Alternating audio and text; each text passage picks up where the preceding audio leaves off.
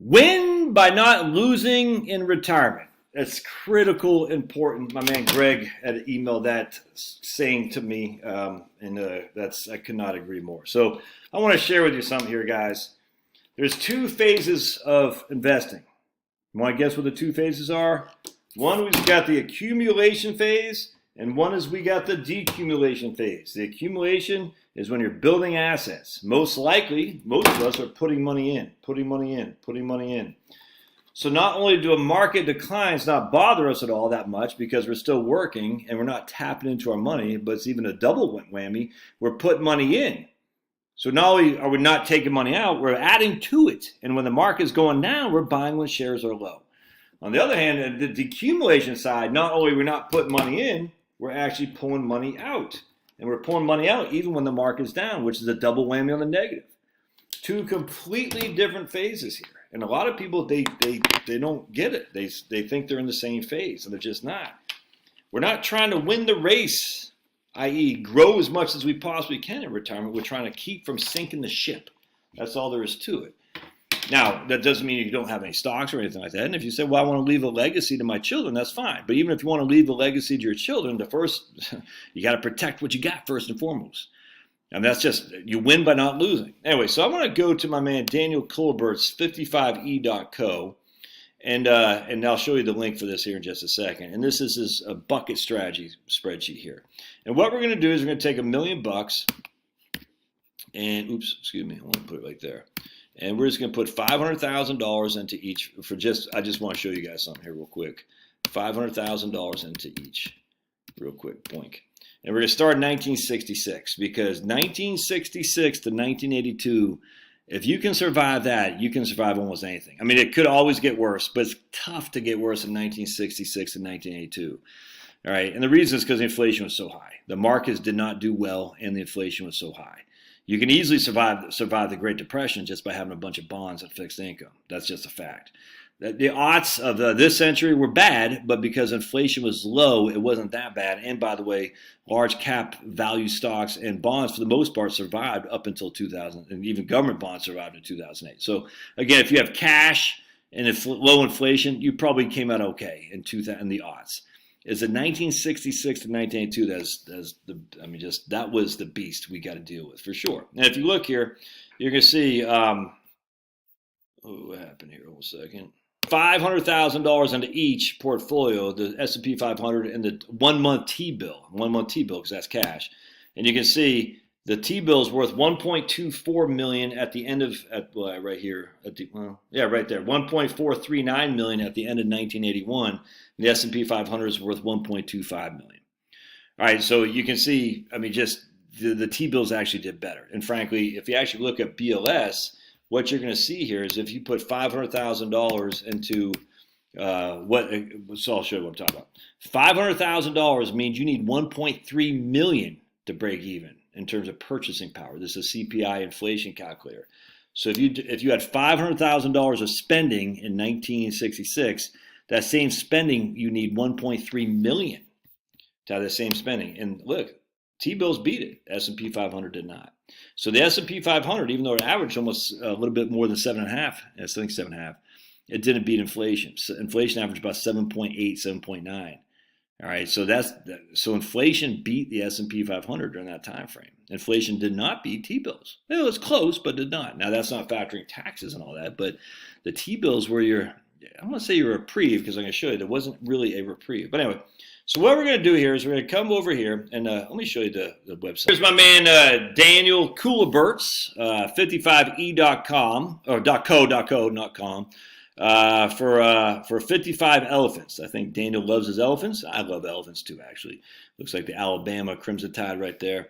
Look at all these free spreadsheets. Social Security break even, Affordable Care Act, government savings, matrix book, taxes by state. It's freaking fantastic. It says paid ones are taxation, bucket strategy, and Monte Carlo simulations. We're going to use the bucket strategy right here. So what we're going to do is we're going to put $600,000 into T-bills, and we're going to put $400,000 into S&P 500. We're going to take $45,000 a year. That's 4.5%. That's a 4.5% withdrawal amount. All right, and then we're just going to see how we looked. And look, that portfolio lasted for 24 years. Not too shabby. Not too shabby. 24 years. It lasted until 1989. Most of you guys were dead by then, but still, you did run out of money. But now we're going to rebalance it. Look at that. It lasted 29 years if you rebalanced it. All right. I mean, that's, because you're taking, I mean, again, the T-bills did okay. They never had any negative year. I'm telling you. So note, wait a second. They put all the whole thing. Why did they put all that? Hold on a second. We got to change that over. Bear with me. Bear with me. It's pretty interesting. I didn't realize to do that. But because I'm not having any bucket years left, after the first year, we're rebalancing everything in the S&P 500 because I'm telling the software, hey, don't keep anything in cash in bucket one. And you can put bucket one to be whatever you want. It doesn't have to be cash. That's actually pretty interesting. I didn't realize it was doing that. Good stuff, Dan. Anyway, so the point being is because we missed that 1 year, look at this. If we don't rebalance and we're taking $45,000 a year out, we run out of money in 24 years. Now, I want to explain how this is working, by the way, because we're keeping, what this is doing is selling from if the S&P 500 is down, as the reds indicate, we're not taking any distributions from the S&P 500, all right? If the S&P 500 is up, we're taking our distributions from the S&P 500. So we got 4.5% a year adjusted for inflation. Again, I challenged the inflation adjustment stuff, but we're going to go with it for this scenario. And just by, look at that, we're not keeping any in reserves. We're just saying we're going to have $600,000 in the bucket one, which is T-bills, $400,000 S&P 500, bucket two, and we're not going to rebalance and do anything. We're just going to let it roll. And we run out of money in 24 years. Still pretty good, mind you. But now if we just, watch this, we're going to hit that one point right there. We're going to miss that negative 10% first year rate of return. And we put in the stock market. And we're going to put everything else left in the stock market. We ran out of money near 29.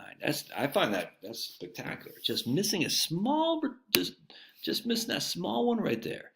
We ran out of money 5 years later. We survived 5 years later. Isn't that crazy?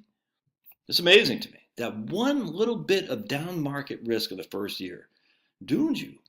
Now let's do this. That's rebalancing. Let's do a 4 years cash bucket. And you're going to see here, oops, 4 years cash point. There we go. Yeah, there we go. So here we ran out of money again in year 24. It's still pretty good, man. That's the worst market you've ever had in the United States relative to inflation and everything.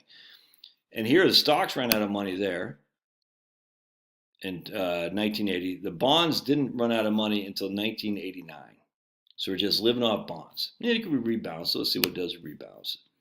Not much difference. Hold on a second. We're going to hit because I still got to keep 4 years cash. Yeah, so you can see we rebalanced it. There we go. I had to change over. We rebalanced it here, but we still ran out of stocks in 1985. We ran out of bonds in 1989. So the rebalancing didn't really do much for us. What did everything for us was this right here.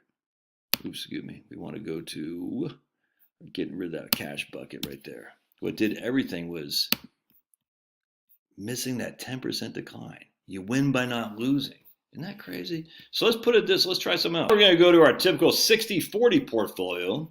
And that ran out of money in year 24 years as well, 1989. And we're just, again, you can see we're not touching the stocks when the markets are down.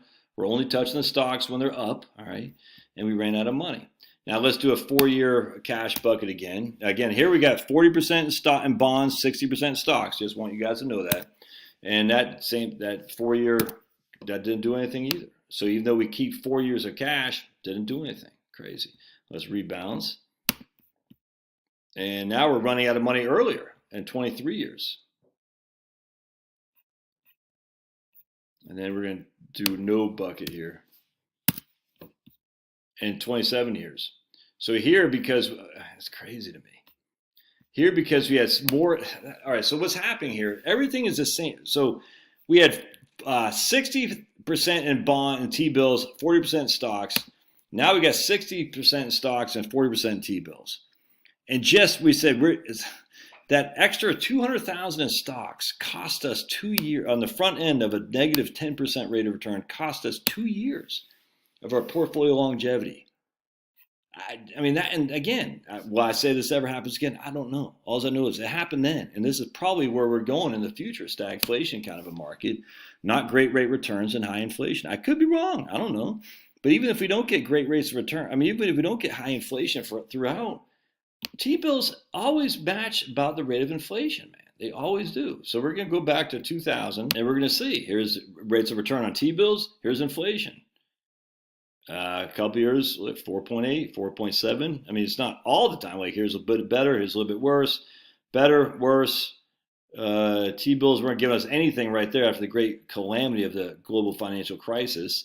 But I guess for the last 10 years, T-bills did not beat inflation because they kept them down deliberately. Look at that. That's not happening again because now T-bills are paying 5.25. 5.25. Crazy. Yeah, so that didn't work as well in 2009 through 2022 because inflation was up here and T-bills were way low because they're suppressing them with quantitative easing. But basically, up until the great financial crisis, or whatever that was called, T-bills always kept up with inflation. They did. And now they had it in this 10-year time frame, but those days are over, in my opinion. Anyway, isn't that nuts?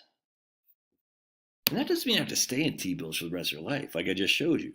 The point is, you win by not losing. Don't get killed the first couple of years, first year particularly. That negative 10% rate of return. It's not even a bear market.